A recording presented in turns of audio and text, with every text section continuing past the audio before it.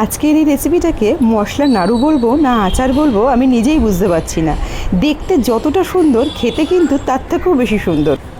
একটা কথা দিতেই পারি, একবার বানালে কিন্তু বারবার বানাতে ইচ্ছা করবে, সেই সাথে অন্য কাউকে বানিয়েও বারবার দিতে ইচ্ছা করবে। বেশ কয়েকদিন আগে ঝড়ে আম গাছ থেকে বেশ কতগুলো আম পড়ে গেছিলো, আর এই কাঁচা আমগুলোতে শাঁস বেশি হওয়ায় এই ধরনের আচার কিন্তু করতে বেশ সুবিধাই হয়। আগে আমগুলোকে খুব ভালো করে পরিষ্কার করে ধুয়ে নিয়ে খোসাটাকে ফেলে দিয়েছি। এরপর একটা বড় গ্রেটারের সাহায্যে একটু গ্রেট করে নেব। আমটা গ্রেট করার সময় গ্রেটারের যে বড় দিকটা সেই দিকটা ব্যবহার করতে পারলে ভালো হয়। এতে কিন্তু তৈরি আচারে আমের টুকরোগুলো বেশ মুখে পড়বে। একদম কাদা হয়ে গেলে খেতে অতটা বেশি ভালো লাগে না।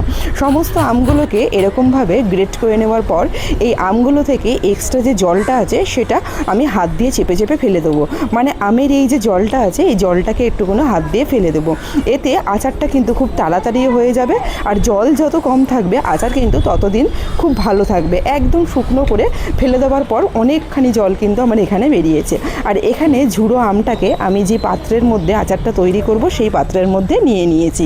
আর অন্যদিকে আচারের জন্য একটা মশলা তৈরি করে নেব। এখানে বেশ কিছু শুকনো লঙ্কা নিয়েছি, আর সেই সাথে 3 চামচ ধনে, 2 চামচ জিরে আর 1 চামচ পাঁচফোড়ন নিয়েছি। মশলাটাকে খুব সুন্দর করে আগে একটু ভেজে নেব।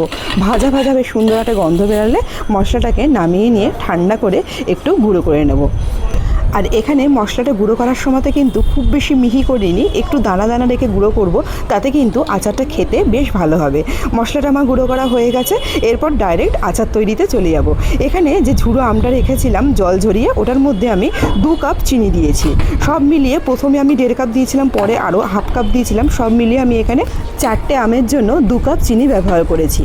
তবে আমার এখানে আমটা তো আগেই বলেছি একটু মাংসযুক্ত আম ছিল, ওই জন্য বেশ খানিকটা আম ছিল, সেই হিসাবে কিন্তু আমার এখানে 2 কাপ চিনি লেগেছে। সবার প্রথমে 1.5 কাপ মতন দিয়ে একটু মিষ্টি ভাবটা দেখে নিয়েছিলাম, তাতে একটু কম লেগেছিলো, পরে আবারও হাফ কাপ দিয়েছি। আর স্বাদটা ব্যালেন্সের জন্য আমি এখানে চায়ের চামচের হাফ চামচি মতন নুন ব্যবহার করেছি 4টে আমের জন্য। এরপর ব্যাস খুব ভালো করে চিনির যে জলটা বেরাবে ওটাকে একটুখানি শুকিয়ে নিতে হবে। আর শুকাতে শুকাতে যখন নাকি একদম মিডল পজিশনে চলে আসবে, মানে আরও একটু শুকাতে বাকি থাকবে, ঠিক তখন আচারের জন্য যে মশলাটা বানিয়ে রেখেছি সেখান থেকে 2 চামচি মতন ব্যবহার করব। এখন এই পজিশনে কিন্তু আরও একটু শুকাতে বাকি আছে, তবে আরেকটু চিনি কিন্তু বেশ শুকিয়েও এসছে। এই পজিশনে আমি 2 চামচি মতন যে ভাজা মশলাটা আছে সেটা ব্যবহার করেছি, দিয়ে এরপরে খুব সুন্দর করে এটাকে একদম একদম শুকনো করে নেব। আর এটা কিন্তু অনর্গল নেড়ে যেতে হবে, যাতে একদম নিচের থেকে না লেগে যায়। নিচের থেকে লেগে গেলে কিন্তু চিনির একটা বাজে গন্ধ আচারের মধ্যে মিশে যাবে। খুব সুন্দর করে এটাকে নাড়তে নাড়তে যখনই একদম শুকিয়ে আসবে, সেই সাথে প্যান থেকেও একদম ছাড়া ছাড়া মতন হয়ে আসবে, তখনই বুঝে নিতে হবে হয়ে গেছে। এটাকে এবার নামিয়ে একটু ঠান্ডা করতে হবে।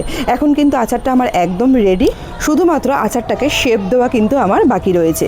আচারটাকে নামানোর একেবারে 30 সেকেন্ড মতন আগে 2 চামচ মতন ভিনিগার আমি আচারের ওপর দিয়ে দিলাম। এতে আচারটা কিন্তু বেশ কিছুদিন ভালো থাকবে।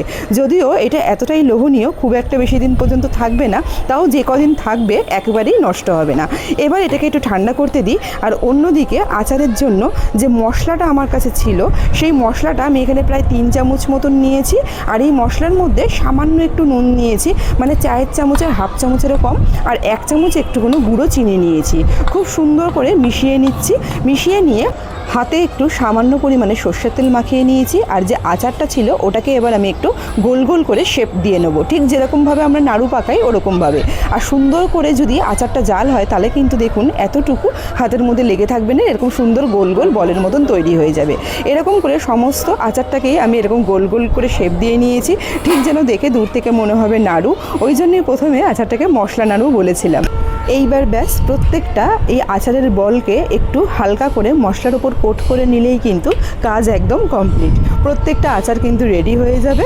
হাতে ধরে খেতে এত মজা লাগে, না খেলে বিশ্বাসই করবেন না। দেখতে যতটাই না লোভনীয়, খেতে তার থেকেও বেশি কিন্তু লোভনীয়। তো এই ছিল আজকের রেসিপি আর ভিডিও। যদি ভালো লেগে থাকে অবশ্যই লাইক কমেন্ট শেয়ার করে একটু পাশে থাকবেন। সেই সাথে রেসিপিটা যদি ফেসবুক পেজ থেকে দেখে থাকেন পেজটা একটু ফলো করে নেওয়ার অনুরোধ রইল। আর যদি ইউটিউব চ্যানেল থেকে দেখে থাকেন তাহলে চ্যানেলটা একটু সাবস্ক্রাইব করে নেওয়ার অনুরোধ রইল। দেখা হচ্ছে পরের কোনো ভিডিও নিয়ে, ততক্ষণে ধন্যবাদ।